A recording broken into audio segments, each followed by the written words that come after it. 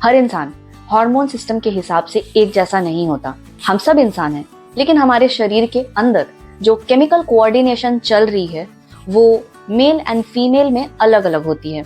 अगर आप इस फर्क को नहीं समझते तो आप अपने शरीर की जरूरतों को भी नहीं समझ पाएंगे। आज के दौर में हम सबको एक जैसा फिट दिखना है, एक जैसा परफॉर्म करना है, लेकिन ये समझे बिना कि हमारे हार्मोनल नीड्स, साइकिल और रिस्पॉन्स कितने अलग है। पुरुषों के शरीर में जो मेन हार्मोन है वो है टेस्टोस्टेरोन और महिलाओं के शरीर में एस्ट्रोजन एंड प्रोजेस्टेरोन का इंटरप्ले।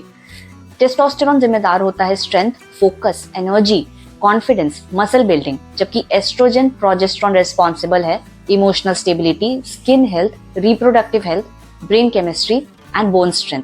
अब सोचिए, अगर कोई लड़का अचानक लो फील कर रहा है, मसल लॉस हो रहा है या मोटिवेशन नहीं आ रही है, या कोई लड़की हमेशा एंग्शियस है, मूड स्विंग्स बार बार हो रहे हैं या पीरियड्स इरेगुलर हो रहे हैं, तो क्या हम इसे बस कमजोरी कह सकते हैं? नहीं, ये उनके हार्मोन्स की आवाज हो सकती है जिसे वो इग्नोर कर रहे हैं। अब बात करते हैं उस इंटरनल डैमेज की जो जेंडर स्पेसिफिक होता है। जब मेल्स में टेस्टोस्टेरोन का लेवल गिरता है, वो खुद को कमजोर, इमोशनली फ्लैट और सोशली विथड्रॉन फील करते हैं। और महिलाओं में जब एस्ट्रोजन और प्रोजेस्टेरोन का असंतुलन होता है तो उन्हें स्किन इश्यूज, मूड इंस्टेबिलिटी और वेट गेन, एंजाइटी जैसी समस्याएं घेर लेती है। बहुत बार ये सिम्टम्स इतने सटिल होते हैं कि डॉक्टर्स जल्दी ना पहचान पाते हैं, ना ही हम खुद। 35 साल का एक सॉफ्टवेयर इंजीनियर जिम जाता था, डिसिप्लिन लाइफ जीता था, लेकिन पिछले 6 महीने से उसे ऐसा लग रहा है कि कुछ टूट रहा है। बॉडी पहले जैसी रिस्पॉन्ड नहीं कर रही है, मूड हमेशा डल और सबसे ज्यादा उसका कॉन्फिडेंस खत्म हो रहा था। कई बार उसने सोचा कि शायद ये बर्नआउट है, लेकिन जब उसने एक बार टेस्टोस्टेरोन चेक कराया तो उसे पता चला लेवल्स डेंजरसली लो थे। डॉक्टर्स ने लाइफस्टाइल और न्यूट्रिशन पे काम करने की सलाह दी। उसने हेवी एक्सरसाइज बंद की, डीप स्लीप पर फोकस किया, जिंक रिच डाइट लिया और इमोशनल कनेक्शन बिल्ड किया।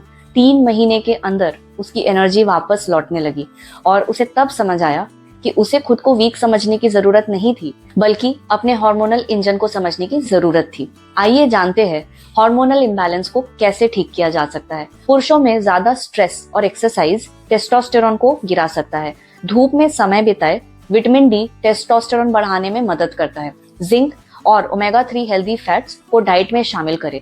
स्क्रीन टाइम को सीमित करें, ये ब्रेन एंड हार्मोन कनेक्शन पर असर डालता है। महिलाओं के लिए आर्टिफिशियल शुगर और हार्मोनल बर्थ कंट्रोल लंबे समय में ईस्ट्रोजन को डिस्टर्ब करते हैं। सीड्स जैसे फ्लैक्स, पंपकिन ये नेचुरल बैलेंस बनाते हैं। इमोशनल फ्लक्चुएशंस को नजरअंदाज ना करें। आप जर्नलिंग और मेडिटेशन को ट्राई करें। Sleep cycle female hormone cycle से जुड़ा होता है, उसे डिस्टर्ब ना करें।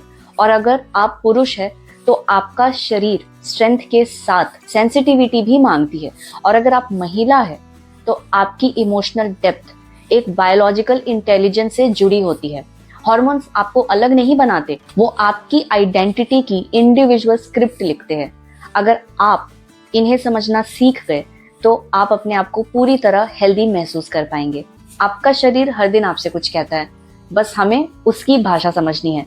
और जब हम एक बार उस भाषा को समझने लगते हैं तो हीलिंग अपने आप शुरू होती है। अगर ये वीडियो आपको अच्छा और हेल्पफुल लगा और अगर आपकी सोच में कुछ बदलाव आया तो इसे दूसरों के साथ जरूर शेयर करें और मेरे चैनल को सब्सक्राइब करना ना भूलें, ताकि मैं ऐसे ही इंपॉर्टेंट टॉपिक पर आपके लिए वैल्यूएबल वीडियो लाती रहूं।